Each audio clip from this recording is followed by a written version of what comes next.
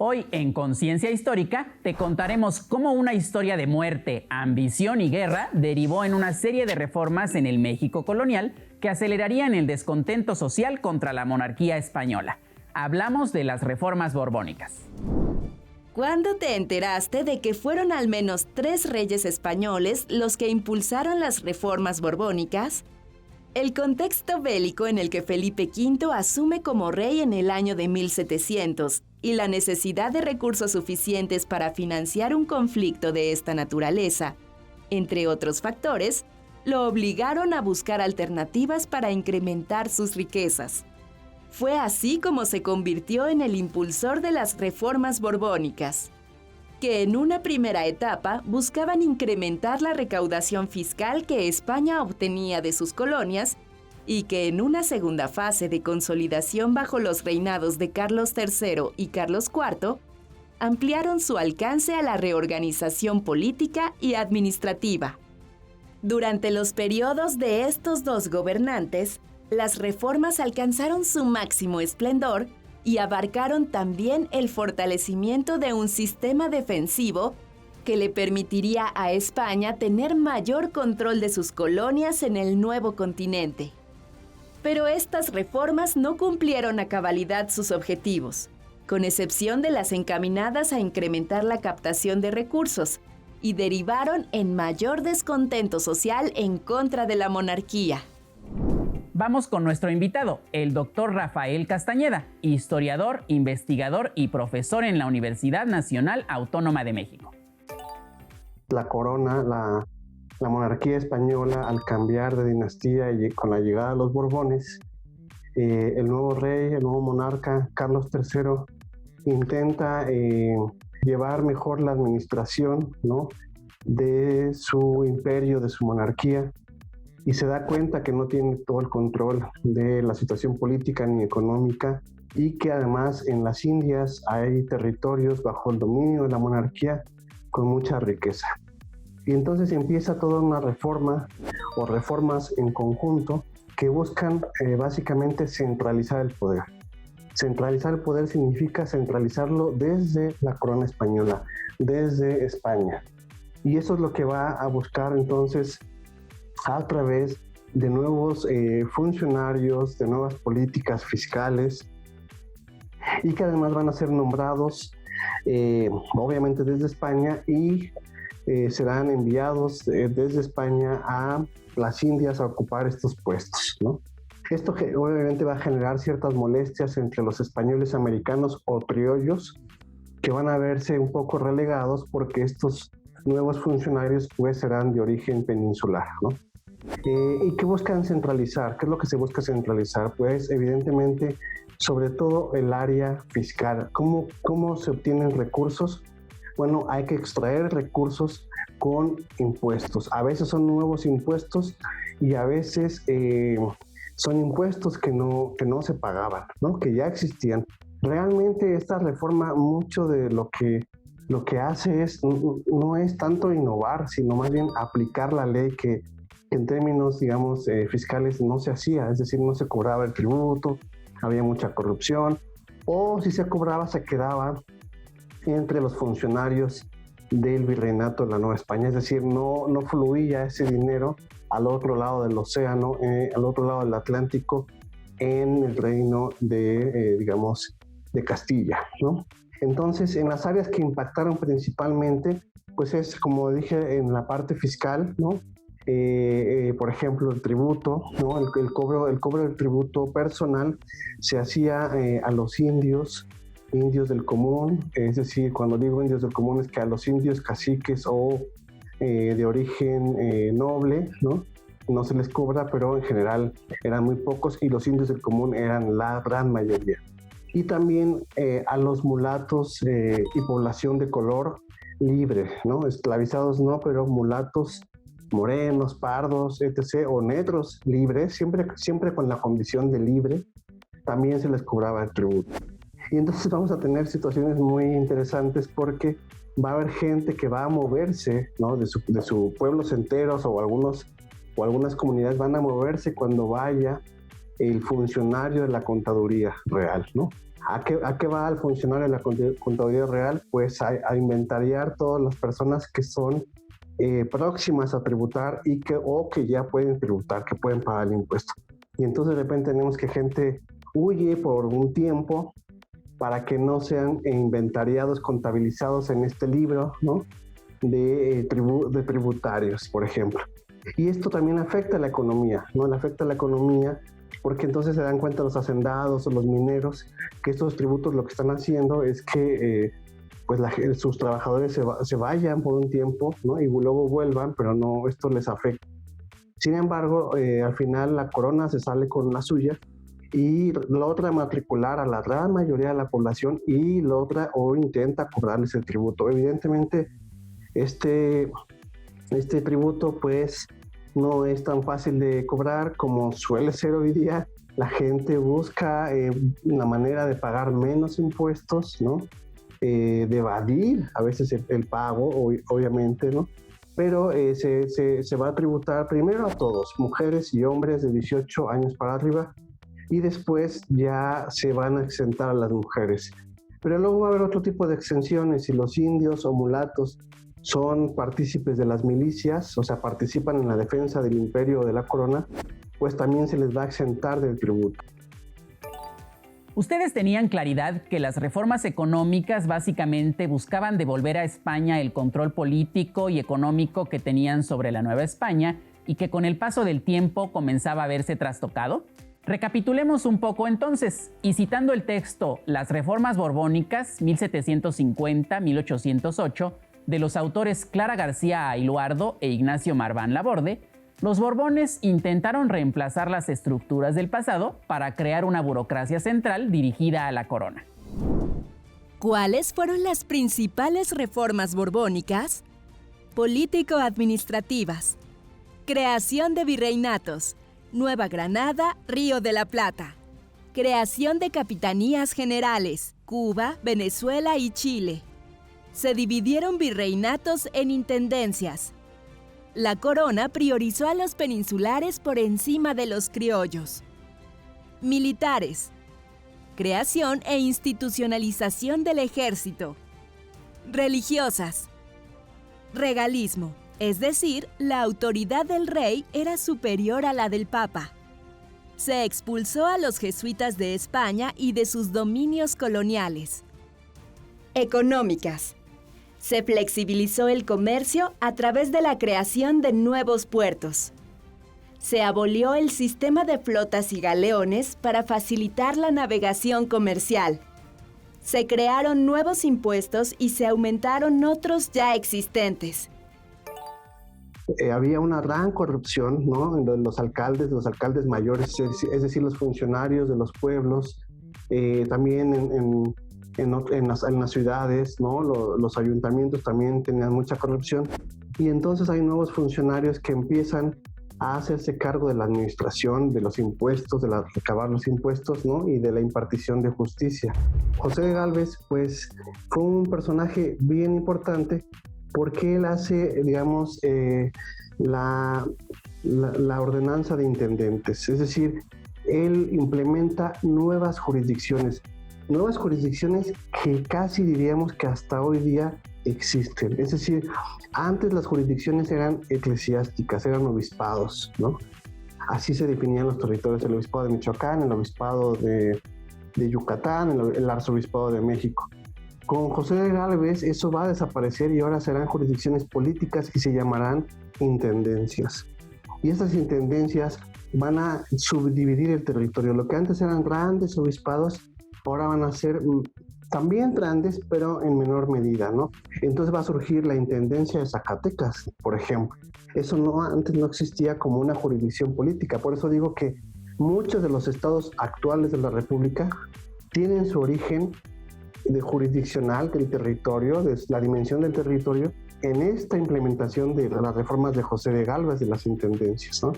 Entonces va a haber una serie de intendencias, la de Zacatecas, Guadalajara, México, bla, bla. La Intendencia de México va a ser particular porque seguirá teniendo, por ejemplo, en el territorio 2 entradas al mar. Es decir, a pesar de ser la Intendencia de México en el centro, va a tener todavía bajo su jurisdicción el puerto de Acapulco y una salida también por Tamaulipas al mar, ¿no? Entonces, la Huasteca, todo esto será parte de la Intendencia de México. Entonces, pero estas nuevas jurisdicciones lo que buscan es centralizar el poder y quitarle poder al virrey, ¿no? Porque claro, si ya hay nuevas jurisdicciones, ¿quién va a estar a cargo? Y quien está a cargo es el señor intendente. Pero el señor intendente también es mucho territorio para administrar. Por eso digo que se ligaban mucho estas reformas con la administración político-administrativa. El señor intendente es también un personaje importante, digamos uno de los más famosos es el intendente de Guanajuato, Riaño, ¿no? Entre otros que estuvieron o son personajes importantes de la Guerra de Independencia. Pero los intendentes van a tener funcionarios y van a subdividir su territorio, ¿no? El territorio es muy grande también de la intendencia, entonces va a ser dividido en subdelegaciones. Es decir, esta nueva subdivisión jurisdiccional hace más eficaz el control político y administrativo. Y estos son los subdelegados, estos funcionarios subdelegados que se llaman, serán los funcionarios de a pie que existen en comunicación con los habitantes, con los pobladores respecto a la justicia, respecto a la salud, respecto a las finanzas, a la Real Hacienda, respecto a la policía. ¿Qué es la policía? Y ese es otro elemento bien interesante. El subdelegado, es decir, el intendente que delega en el subdelegado, tiene a cargo la policía, y la policía no es solo la seguridad. La policía también es cuidar la cuestión urbana, drenajes, luz, alumbrado, todo esto. Y esto es bien importante, sobre todo hoy día. La policía en ese momento era la que encargada de la higiene. Hoy con esta pandemia nos hemos dado cuenta de la importancia de un buen drenaje, la importancia del agua, del alumbrado público. ¿Por qué era importante el alumbrado público? Porque en las noches la gente solía tirar la basura en lugares donde no era visible. Es decir, la noche era el espacio, digamos, de lo no permitido, pero también en esto no permitido estaba el tirar excrementos, basura en la vía pública o en ciertos lugares públicos, y eso lo que hacía era incrementar la posibilidad de enfermedades. Y entonces este subdelegado tiene a cargo también lo que sería el ramo de policía. Luego entonces tenemos que hay una mejor administración política aparentemente, ¿no? Y administrativa, que ya busca que todo lo que recabe en términos económicos se vaya directamente a México, a Veracruz y luego a España. Aquí nos detendremos un poco a reflexionar sobre el impacto de las reformas borbónicas en el ámbito económico, que fueron las que sí cumplieron a cabalidad el objetivo de su creación. Durante el mandato del rey Carlos III, una de las figuras que más trascendió como impulsor de las reformas borbónicas fue José de Gálvez, a quien el propio rey le encargó retomar el control político y administrativo de la Nueva España y ponderar los propósitos de la corona, aun cuando tuviera que restarle poder al propio virrey. Pero, ¿cómo lo hizo? A este personaje se le atribuyen importantes acciones en favor de las reformas, entre ellas, llevar a juicio al virrey Montserrat, la creación de los estancos para tabaco, implantar impuestos al pulque y las harinas, combatir el contrabando y reformar los sistemas aduanales de Veracruz y Acapulco. Además de ello, fue el responsable de implementar la expulsión de los jesuitas en la Nueva España y restaurar el orden en las ciudades mineras que escondieron a los religiosos y atacaron a las autoridades, entre las que se encontraban San Luis de la Paz, San Luis Potosí, Guanajuato y Michoacán. Sin embargo, José de Gálvez comandó una expedición militar para restaurar el orden, detener a los que se rebelaron ante la medida. Y a él se le atribuye que como consecuencia de esas acciones, al menos 80 personas fueran ahorcadas y cientos más condenadas a recibir hasta 200 azotes, que en muchos casos derivaron en la muerte. Las reformas borbónicas coinciden con un momento fuerte de la Ilustración. ¿Qué es la Ilustración? Un movimiento cultural, intelectual, social, ¿no?, que busca darle mayor peso, digamos, a la razón, que a la especulación, que a la religión, ¿no?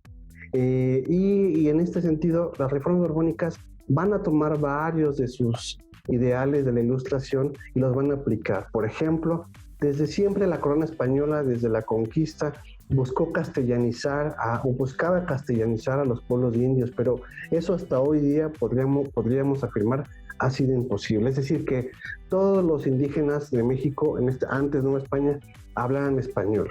Evidentemente eso fue imposible en un principio, y lo que pasó es que los frailes o curas mejor aprendieron las lenguas, o hoy diríamos los idiomas. Entonces, para las reformas borbónicas, y ya aprovechando los aires de la Ilustración, lo que van a hacer por primera vez, y bueno, no por primera vez, pero ya de manera ordenada, institucional, va a ser la creación de las escuelas de primeras letras, por primera vez, aquí sí, para niños y niñas, de todos los sectores sociales. Es decir, para la corona busca el progreso material, pero el progreso material, porque al final lo que quiere el monarca, le interesa el dinero, ¿no?, sacar recursos económicos de lo que él considera sus territorios, sus colonias, ¿no? ¿Y cómo hacemos este progreso material? Pues que todos trabajemos en el mismo sentido. ¿Y cómo hacemos que todos trabajemos en el mismo sentido? Pues que hablemos el mismo idioma. Van a erigirse varias escuelas de primeras letras en las ciudades, en las villas y por supuesto en los pueblos de indios de la época.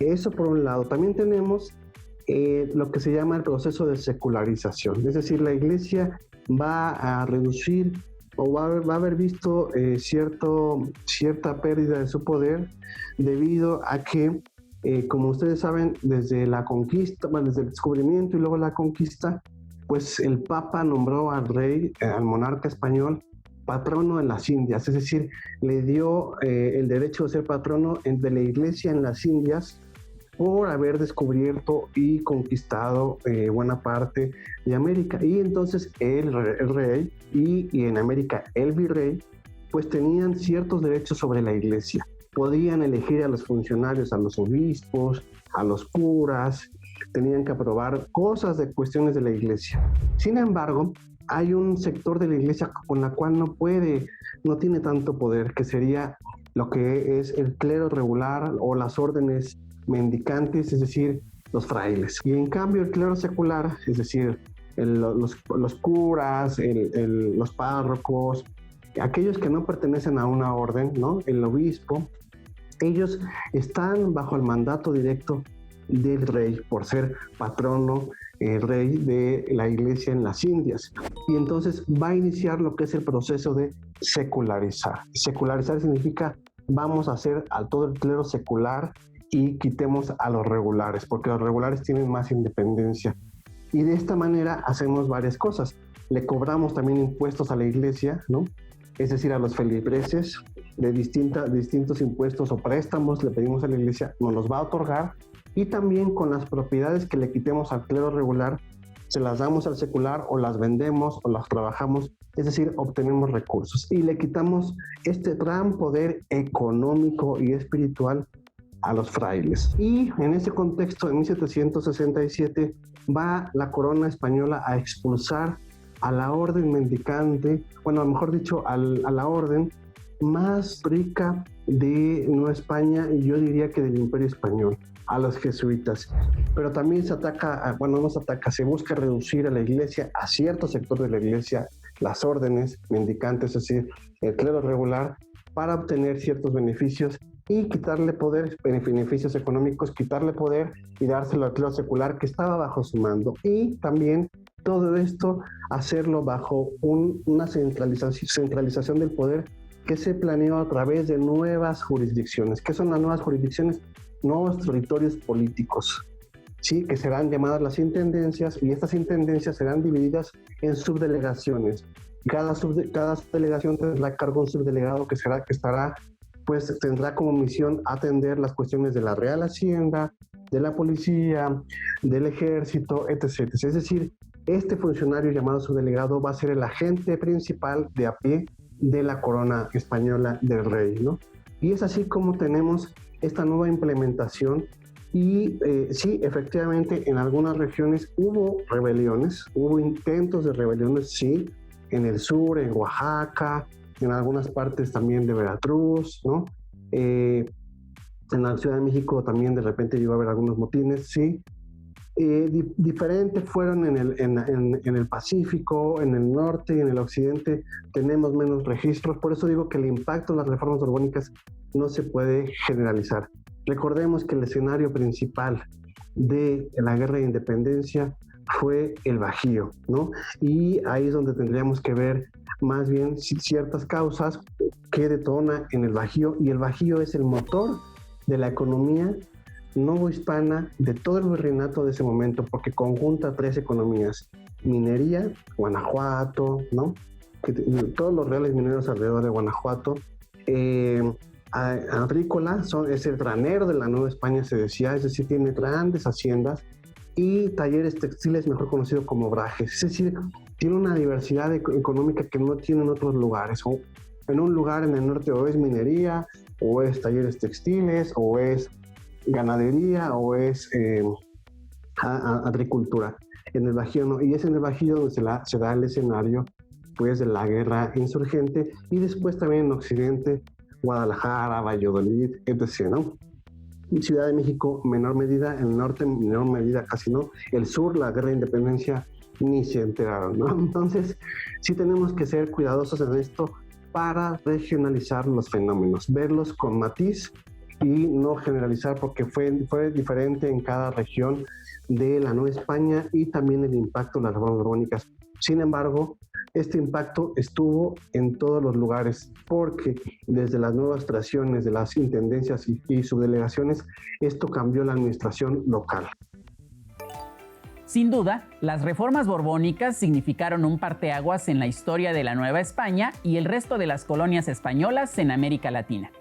Pero es importante no perder de vista que se trató de un proceso largo y complejo, que comenzó con el rey Felipe V en el contexto de la Guerra de Sucesión Española, y que tuvieron que pasar dos gobernantes más por el cargo, Carlos III y Carlos IV, para que se consolidara. Y más allá de que se trata de hechos históricos, te invito a reflexionar cómo estos procesos se asemejan con los procesos políticos de la actualidad.